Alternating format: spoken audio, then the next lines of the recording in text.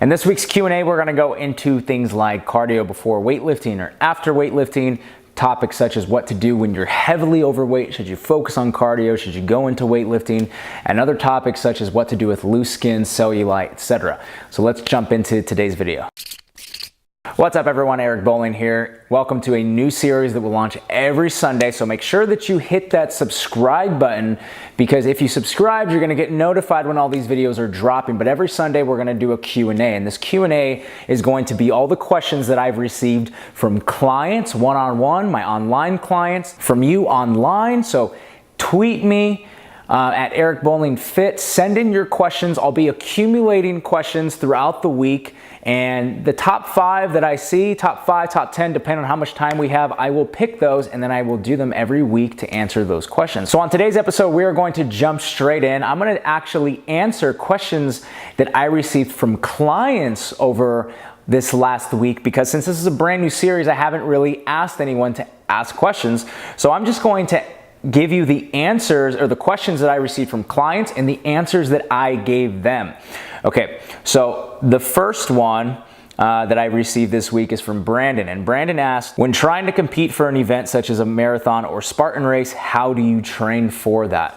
Okay, so it's a great question, because when we're going for events, how does weightlifting apply to an event when maybe there's a lot of running, such as a marathon, or there's a lot of obstacles, such as a Spartan or a Tough Mudder or some type of obstacle course? My best suggestion for this is it depends on how many weeks out you are from this. So the first thing is, of course, you're gonna still wanna be focusing on your lifting, on your resistance training, because you're gonna wanna have the muscle necessary to fire, to give you that strength that you need to overcome these things. The closer you start to get to the event, the more you're gonna wanna start being very specific as to what you're doing. So what I would say is that maybe if you're 12 weeks out from an obstacle course race, focus on your weightlifting, that's fine. Maybe do some rope climbs, maybe do some pull-ups and chin-ups, and really try to get your grip strong. So think about the muscles that are involved in that race or with the obstacles that you may face.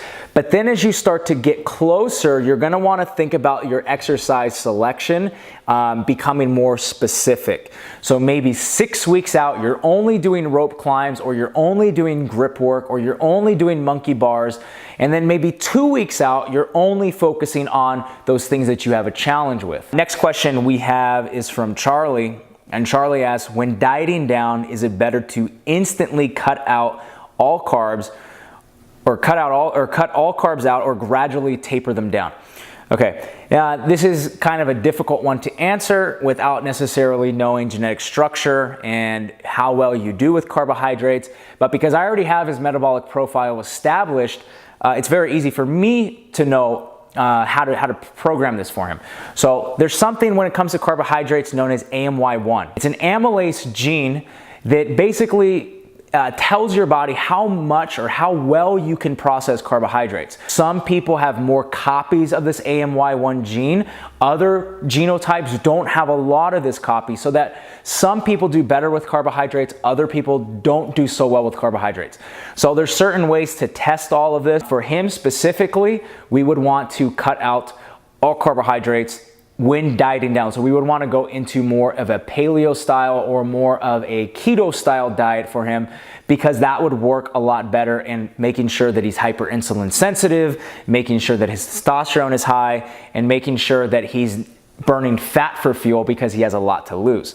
But on a case-by-case basis, it will always be different. Okay, next question we get from Susan, and Susan earlier this week had asked, how do I fix loose skin or get rid of cellulite? My first answer to this is always gonna be just make sure you're low enough body fat. A lot of people who have problems with loose skin or cellulite, they're just too fat to begin with. So you're just carrying way too much fat in that area. But there are other ways to get rid of loose skin. One thing that I learned from Charles Poliquin is that you can use Gacha Cola in a liquid format. You can do 500 milligrams every day for up to 6 months. It is a very expensive protocol. You would take that orally.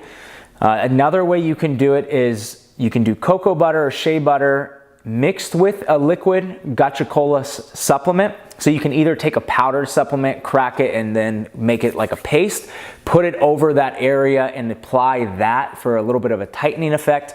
The other thing that you can do is scraping. So a lot of people have seen like a gua sha tool, or also known as like Gratson therapy, where you kind of will just scrape. What it allows to do is it breaks up the little bit of muscle tissue, and it allows for stagnant blood to rise to the surface and to clear out. Sometimes that helps a lot with cellulite. Sometimes that can be one of the things.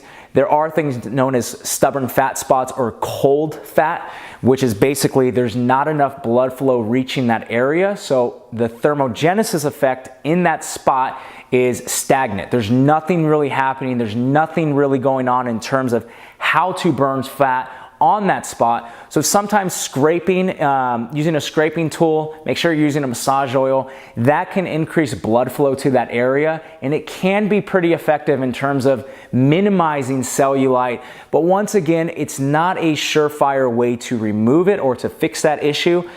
Once again, it is a case-by-case basis, and if you are carrying a lot of fat, if you're like 25% as a female, you still got a lot of fat to lose.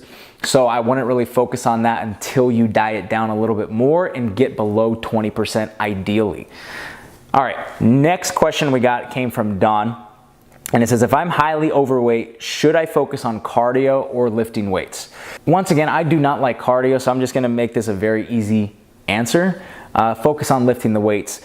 I have had people before I had my own gym, I used to train in the park, and everything that we did was more of a boot camp style, just because I was very limited in the equipment I had access to. And I have trained people who were in the park where we were doing high amounts of cardio and lots of boot camp activities for a year, and we didn't train again for a long time. And then I trained this person in my own private gym, and we focused on weightlifting for just a year. And if we compared the results between boot camp and cardio for a year compared to weightlifting for a year, we saw 2 to 3 times the amount of results with just lifting weights versus cardio. My answer is always going to be focus on lifting weights. You can't build muscle with just cardio, so that's something to remember. The last question for today came from Winnie, and Winnie asked, should I do cardio before or after my workout? Now, once again, I do not like cardio. It can be an effective tool for fat loss. Once again, it's going to be a time issue. A lot of people don't want to dedicate the amount of time to do cardio, because if you think about it, let's say an hour on the treadmill will burn 500 calories when you can easily just remove 500 calories by reducing something in your diet. When you think about the amount of work required to burn 500 calories, it's just so much easier to manipulate the diet of what you're eating to lose the fat than just spending a lot of time doing cardio. But if you're competing for a show, if you need to increase your cardio, or if you need something a little extra and you're okay with dedicating the extra time to cardio, do your cardio after your weightlifting, okay? Research has already shown and already proven that cardio post-workout is much more effective than pre-workout. If you do your cardio pre-workout, you're already expending a lot of energy, so that when you go into the weights, you're not as fired up to hit heavy weights. Your stretch reflex is usually gone. Your CNS is not firing the way that it should. So keep your cardio post-workout if you are to do any at all. So that's going to be the end for this video. Next week I'll be doing another one. If you would like your question answered, send it in to me. You can either post it in the comments below, send it to my email address, just eric@ericbowlingfitness.com, or you can tweet it @ericbowlingfit. Send it whatever way you want to get in contact with me. If it's a good question, if I see that question kind of coming up a lot, I will pick your question and I will answer it. Once again, the questions do not have to be solely on fitness or health or supplementation. They can be on any topic. So something that's on your mind. That could be fitness, health, success, mindset, whatever it is. Ask me your question, and then maybe next week I will give you an answer. Until then, I will see you guys next time.